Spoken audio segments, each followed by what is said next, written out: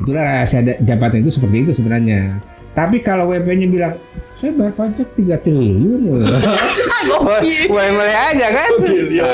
Nah berarti terkait pembahasan ini Pak dari Pak Agus maksudnya kurang setuju atau gimana Pak?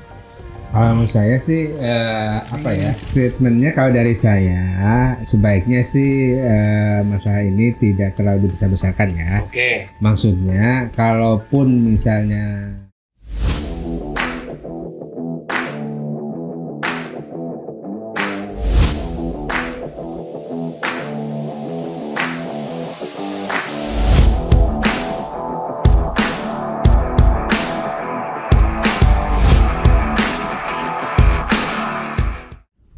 Yo WhatsApp, balik lagi di Diskotex, diskusi dan konsultasi pajak bareng Botex. Yo man, no cry. Seperti biasa. No cry. Jangan bersedih Pak. Jangan bersedih karena nggak tahu ini apakah WP bakal bersedih dan tentang bahasan kali ini. Tapi sebelumnya saya ditemani oleh kau auraku. Anjir. Aura ya namanya ya? Aura. Kenalan dulu dong.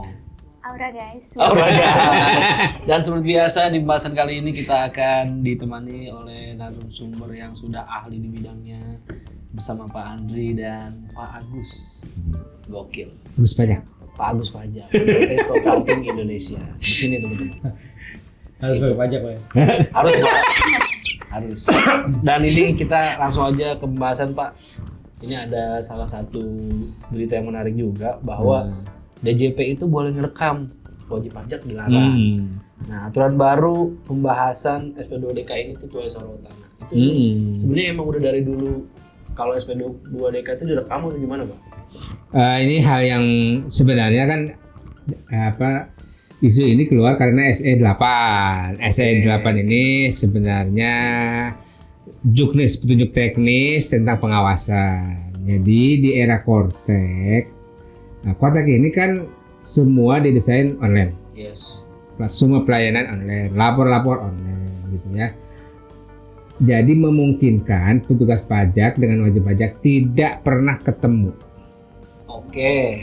That's right. Tapi kan butuh komunikasi, Yes, benar gak? that's Menyampaikan surat, nanti butuh keterangan wajib pajak ini surat apaan? Kan bingung ya.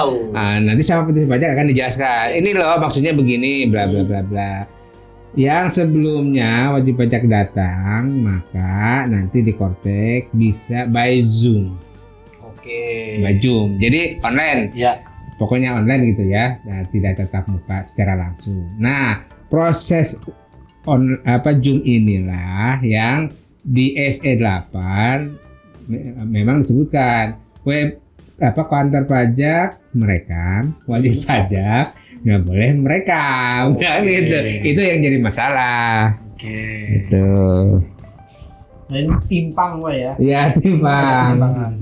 Karena kalau saya ya lihat ya, filosofinya itu antara wajib pajak dengan KPP, lagi kita ngomong orang pajak ya, Fiskus itu sebetulnya menurut saya sama posisi, gitu ya, nggak ada yang superior. Yes. Iya kan? Artinya harusnya media pun harusnya sama, gitu loh.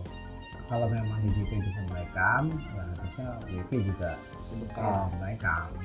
Gitu. Kenapa? Karena ya untuk kebutuhan materi pembahasan juga siapa yang benar. Kalau misalkan nanti ada sesuatu itu, bisa tuh. Lalu yang kedua juga rekam ini juga ini udah lama. Dari zaman Paken Pak ya. Waktu pemeriksaan kan kebijakannya harus direkam. Ya, memang acara apa ya? Ya, memang udah lama ini. Jadi di pemeriksaan itu udah dari dulu lah. Closing conference. Jadi tahapan pemeriksaan itu setelah SPHP kan ada pembahasan akhir. Diundang. Proses pengundangan wajib pajak ke kantor pajak itu memang wajib hukumnya. Tidak ada hasil pemeriksaan nanti batal. Nah, karena wajib, salah satu bukti dilaksanakannya closing conference itu diantaranya harus dilakukan di ruangan yang ada CCTV-nya. CCTV tersebut merekam gambar, video ya, dan suaranya. Disebutkan di surat edarannya seperti itu. Jadi Walaupun dalam kenyataan ada beberapa KPP yang CCTV-nya off ya. Mandi diganti pakai gitu. kamera aja. Hah? Diganti pakai kamera sendiri. Ada yang gitu. Tapi standarnya di ruangan itu ada CCTV. Kadang-kadang jauh gitu CCTV-nya. Asal formalitas lah gitu. Kemudian direkam. Tapi sekarang dengan proses Cortex tadi balik lagi. Zoom. Proses itu bisa pakai Zoom. Iya. Jadi wajib pajak tidak perlu hadir Iya. di kantor pajak. Kenapa sih Pak? Hah? Nggak boleh direkam si WP? Kenapa tuh Pak? Alasannya sih pasal 34 ya, tapi kalau saya berbeda pendapat Iya, dengan yang ada di SE. Jadi di SE itu alasan rahasia jabatan itu nanti disebar. Sebenarnya nggak ada masalah disebar, kan itu materinya wajib pajak. Yang menyebar siapa? Wajib pajak. Yang tidak boleh itu kalau yang menyebarkannya petugas pajak. Nah, itu dia. Materi misalnya datanya data wajib pajak. Disampaikan kepada kantor pajak. Kemudian sama kantor pajak disebar. Nggak boleh, itu rahasia jabatan. Wajib pajak bisa menggugat dan itu pidana. Betul. Nah, itu pidana. Karena itu sudah jadi data negara sebenarnya. Iya. KPP ya. Nah, itulah rahasia jabatan. Kalau di profesional kita, kayak wotek lah kita profesional. Namanya NDA, non disclosure agreement gitu. Jadi harus rahasia-rahasiaan. Sama kayak advokat dengan yang dibelanya, kliennya. Itu semua rahasia. Begitu juga antara wajib pajak dengan kantor pajak. Memang rahasia. Tapi kalau wajib pajak yang menyebarkan, ya boleh-boleh aja. Iya kan data-data dia. Iya. Gitu. Iya, karena alasannya kalau saya baca di ini ya, di DTC ya Pak ya, website DTC, ketika wajib pajak diperkenankan melakukan perekaman, tidak ada jaminan bahwa data dan konten pembahasan tidak tersebar. Jadi ini tujuan utamanya adalah untuk pencegahan. Jadi ada kekhawatiran di DJP bahwa materi dari wajib pajak ini tersebar Pak. Tapi kan balik lagi Pak, kalau memang yang membahas itu wajib pajak dengan DJP langsung dengan direkturnya atau dengan wajib pajak orang pribadinya langsung dan dia yang menyebarkan, menurut saya poin ini digugur Pak. Ya. Jadi kalau kayak kita Pak ya, kuasa pajak mungkin kita agak khawatir juga Pak ya, karena kita kuasa, itu bukan wajib pajak yang langsung nih, gitu kan? Tapi nanti gugatnya ke kita, kuasa, buat DJP, gitu. Jadi kalau menurut saya harusnya sih wajib pajak punya ada kebebasan lah, kebebasan mau disebar mau enggak. Sama kayak dulu zamannya, kalau nggak salah dulu zaman Ahok. Ahok dulu itu memperlihatkan SPT-nya. Padahal SPT itu adalah dokumen yang paling dirahasiakan. Yes. Hanya boleh petugas pajak dan wajib pajak yang tahu. Tapi Ahok membuka SPT-nya sendiri, bukan SPT orang lain, SPT dia sendiri. Nah itu boleh.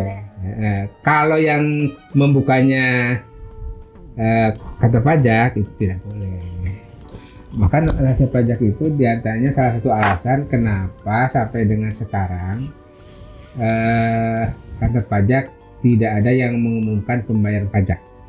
Misalnya Mbak Ura sebagai artis pendapatannya 30 miliar diumumkan, bayar pajak 3 miliar. Itu rahasia jabatan, nggak boleh sebar gitu. Nah, makanya sekarang paling kalaupun ada tax gathering gathering gitu, yang gathering gitu lah gitu, ada itu wajib pajak wajib pajak, pembayar pajak terbesar. Tapi terbesarnya berapa kan nggak diumumin. Berapanya itu nggak pernah diumumin. Emang ada begitu Pak? Ada penghargaan sebagai pembayar pajak terbesar. Dapat apa penghargaannya? Di Piagam. plakat. Alhamdulillah Pak ya. Alhamdulillah. Gitu. Tapi sebatas itu tidak dipublikasikan. Misalnya ini ranking kedua, ranking ketiga gitu kan? Enggak juga gitu. Bahkan apalagi kalau sampai nominal itu lebih spesifik lagi, itu nggak boleh, itu rahasia jabatan gitu. Walaupun diumumkan di depan WP-nya ya, gitu. Nggak boleh diumumin. Gitu. Itulah rahasia jabatan itu seperti itu sebenarnya. Tapi kalau WP-nya bilang saya bayar pajak 3 triliun, boleh aja kan? Karena datanya itu kalau saya ya filosofinya begini Pak. Anggaplah ini SPT. Saya kasih ke Bapak petugas pajak, Bapak saya nitip ya. Iya kayak gitu lah itu Nggak kan. boleh nih, nggak boleh dibocorin. Harus dijaga. Kalau saya baca ini, gitu kan? Harusnya kan saya yang punya ini, saya yang bacain, saya nggak ada masalah. Iya. Aman aja. Iya dong. Logikanya kan begitu kan? Gitu. Iya kayak semacam itu. Iya. Kalau misalnya lagi pembahasan, yang dibahas kan materi ini kan Pak? Iya.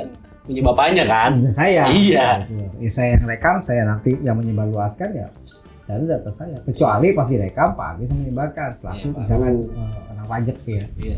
Gitu. Oh tapi ada kemungkinan nggak sih Pak kalau WP itu dapat salinan rekamannya gitu? Nah itu. Tahan dulu Pak.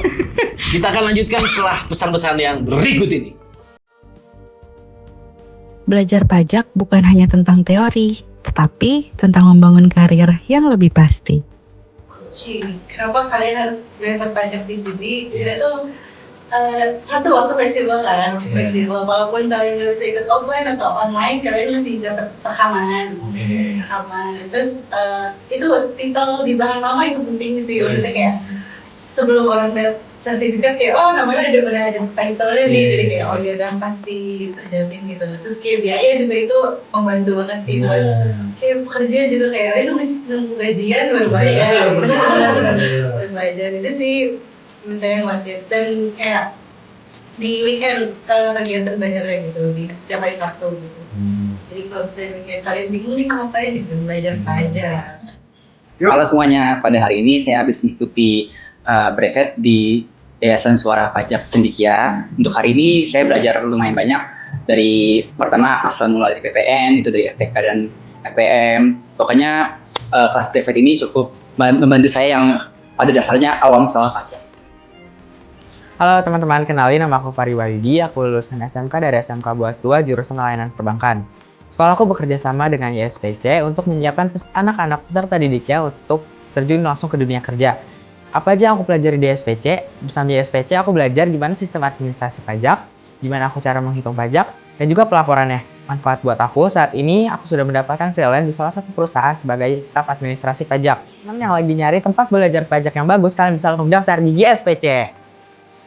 Yuk, tingkatkan kompetensi perpajakan bersama Yayasan Suara Pajak Cendikia. Daftar sekarang dan jadilah bagian dari generasi profesional pajak Indonesia.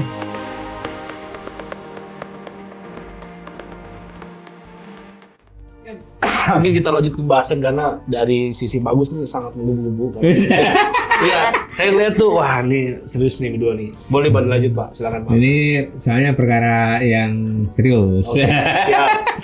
Karena rame. Rame. Ya, enggak tadi itu bener Pak. Namanya si WP itu apakah dapat salinan rekamannya? Gitu. Harusnya ya, harusnya. Jadi kalau mau adil, mau fair, boleh saja yang merekam DJP gitu ya. Tapi si wajib pajak punya hak mengakses rekaman itu. Oke.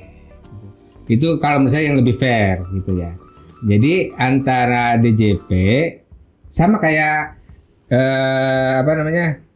berita acara. Ya, berita acara kan itu biasanya dibikin beberapa salinan, ada 2 atau 3 gitu ya. Salah satunya dikasih ke wajib pajak. Setelah wajib pajak dapat disebarluaskan kemana-mana ya boleh aja. Itu punya dia kok gitu kan. Iya bebas aja. Bebas aja. Tapi kalau orang pajak yang menyebarluaskan berita acara itu baru. Sama dengan rekaman yang kita bahas ini sama juga. Pak, pertanyaan saya satu sekarang Pak. Balik lagi ke awal ya kita ya. Kenapa harus direkam sih Pak? Sebenarnya kalau nggak ada DJP berhak rekam gitu. Iya. Ya udah nggak usah rekam aja maksud saya udah. Jadi nggak ada ketimpangan gitu loh Pak.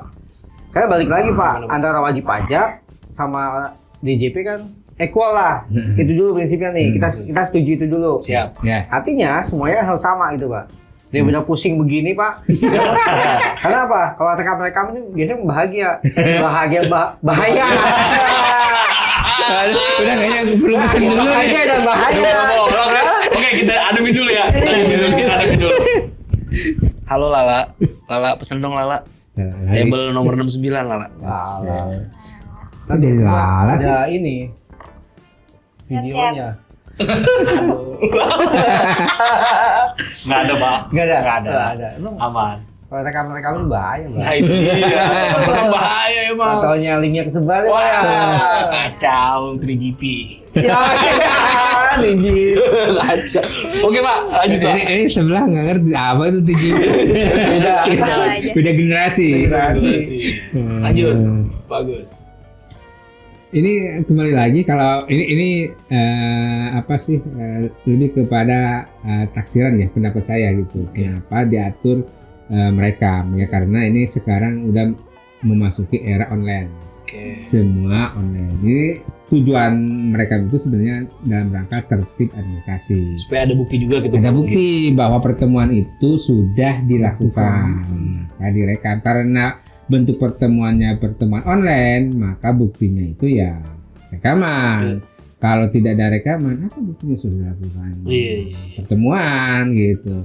Biasanya kalau pertemuannya offline, ya tetap muka langsung, ketemu langsung kan berita acara ya, berita acara bla gitu. Selama ini seperti itu gitu. Tapi kalau Nggak pernah direkam, Bang, itu. nggak pernah, Iya kan? nggak pernah. Kalau misalkan sekarang offline, direkam nggak, Pak? Nggak juga. Enggak. Kalau untuk ini ya Yang pengawasan. SE8 ini. Nah, SE8. Yang Berarti kalau offline nggak direkam, apa direkam? cuman online doang. Online. Oke. Ya apa namanya? Harusnya sih nggak perlu sampai direkam ya. Iya. Tapi kalau misalnya by Zoom, ya menurut saya itu lebih kepada tertib administrasi. Oke. Lagian kalau berita apa namanya gini, kenapa di pemeriksaan harus direkam? Karena itu bagian dari tahapan yang menentukan apakah proses pemeriksaan itu dilakukan atau tidak. Oke. Kalau tidak ada bukti bahwa tahapan pemeriksaan itu tidak dilakukan, hasil pemeriksaan akan batal. Hasil pemeriksaan batal berarti ya kembali ke nol dong, Yes. gitu ya. Padahal udah di ujung. Tapi kalau SP2DK, pemeriksaan itu kan SP2DK ya, nggak ada produk hukum. Jadi kalau menurut saya direkam ataupun nggak direkam ya nggak ada dampaknya ke ketetapan pajak. Makanya begitu. Wes. Lala. Minumnya. Minumnya lagi diproses. Ini kita lagi butuh minum. Hmm. Mendinginkan. Silakan Pak. Jadi kalau menurut saya untuk pengawasan SP2DK ya, pembahasan SP2DK nggak perlu sampai direkam kalau menurut saya. Oke. Tidak ada urgensinya gitu. Berbeda dengan pemeriksaan gitu. Oke. Padahal di pemeriksaan juga ada yang direkam ada yang enggak sih. Oke. Gitu. Cuma agak maksud saya juga kebijakan di JP berita lah ya. Saya bilang beritanya akhir-akhir ini juga banyak pertanyaan dari wajib pajak sih.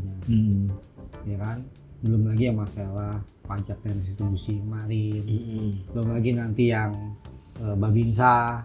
Nah itu bagus, saya juga rame nih. Saya bisa nggak di tengah-tengah hiruk pikuk dunia perpajakan sekarang Pak ya, paling nggak kita cooling down dulu. Yes, gitu. indeks ekonomi. Iya, indeks ekonomi kan kita tahu sendiri keadaan ekonomi seperti apa. Yes. Terus target dari pajak seperti apa, yang kita di lapangan sehari-hari ngurusin pajak orang gitu kan. Kita tahu kondisinya sekarang wah sangat luar biasa Pak ya. SP2, SP2DK itu banyak. Nah, dalam keadaan seperti itu mungkin saya pikir kebijakan-kebijakan dari pajak ya paling tidak yang urgent dulu lah yang seperti ini Pak ya. Kalau yang seperti ini rasa-rasanya membuat resah wajib pajak malah. Oke. Kurang tepat. Berarti Ya, waktunya, gimana? saya waktunya kurang Ya, tepat. timing. Oh, timingnya. Waduh. Biar cooling down dulu, Pak. Biar cooling down. Yes. Dan- Biar cooling down. Cooling. Thank you, Lala. Minum orang, minum. Asik. Kirain ada karbon. Ada apa aja nih, Pak? Nah, berarti terkait pembahasan ini, Pak, dari Pak Agus maksudnya kurang setuju atau gimana, Pak? Kalau menurut saya sih apa ya? Kalau sampai rekaman itu keharusan ya, diharuskan maksud saya. Itu terlalu berlebihan sih kalau misalnya. Nah, karena namanya pengawasan itu lebih kepada himbauan, bukan penegakan hukum. Gitu. Jadi yang penting bayar. Ada kontribusi. Ada kontribusi gitu ya. Kalau mau sakral benar ya langsung aja periksa gitu. Official aja Pak ya. Official. Butik bisa bantu nggak Pak? Bisa dong. Sini. Yoi. Nah kalau dari Pak Andri sendiri gimana Pak menanggapi ini? Ya di tengah, ya tadi Bang, di tengah-tengah hiruk pikuk dunia perpajakan dan ekonomi saat ini, orang lagi pada susah, wajib pajak banyak yang dikejar-kejar, entah itu retribusi, entah itu pajak, gitu ya, banyak PHK, paling tidak ya kebijakannya itu menurut saya yang bisa menenangkan lah wajib pajak gitu. Karena wajib pajak ini jujur aja nih, sekarang gimana nih Pak? udah gerah Pak ya. SP2DK wah banyak, pemeriksaan juga banyak gitu. Lalu wajib pajak harus gimana Pak? Wajib pajak harus bayar pajak. Oke, itu dia. Betul. Kuncinya itu ya Pak. Iya. Tapi kan penting juga tadi Pak. Iya, makanya kalau pening-pening gitu, coba konsultasikan dengan dokter gitu ya. Mendingan konsultasi Pak. Masuk itu. Yoi. Keren. Jadi mungkin ada ini Pak closing statement Pak menanggapi hal ini Pak. Closing statementnya kalau dari saya sebaiknya sih masalah ini tidak terlalu dibesar-besarkan ya. Oke. Maksudnya kalaupun misalnya harus dilakukan tidak dengan tahun ini. Yes. Nanti aja kalau memang benar-benar layanan perpajakannya benar-benar online gitu. Kalau bisa datang dan tidak perlu rekam-rekam, nggak usahlah direkam, langsung aja seperti yang kemarin-kemarin. Kan yang kemarin-kemarin juga kalau datang ya dibuatkan berita acara udah cukup gitu ya. Nggak usah sampai merekam-rekam. Tapi ada yang rekam juga Pak. Nah, kalau yang merekam harusnya sih ya kalau menurut saya ya itu hak wajib pajak lah. Selama ada direktur menurut saya masih oke Pak. Kalau selama ada wajib pajaknya Pak ya. Tapi kalau kuasa sendiri, nah itu yang mungkin agak-agak ini ya, agak-agak kurang tepat lah. Gitu. Ya yang berhak menggugat dalam tanda kutip ya, menggugat rekaman itu sebenarnya wajib pajak. Gitu. Kalau wajib pajak dari pihak wajib pajak justru membuka, ya itu kalau menurut saya ya itu hak wajib pajak. Oke, teman-teman, jadi seperti itu. Jangan dibesar-besarkan. Bener nggak Aura? Benar. Aura minum dulu dong. Ya, hangat. Iya. Minum dulu ya, Pak. Jangan dibesar-besarkan kalau udah besar. Siap. Emang sih, biar nggak berlebihan Pak. Karena sesuatu yang berlebihan itu tidak baik. Ya.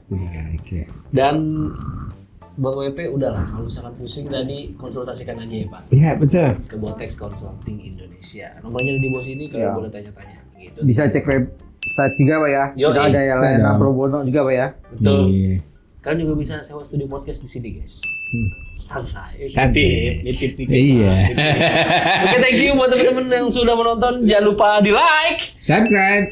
Komen. and Nyalain notifikasi. yoi boleh. See you next video. Bye.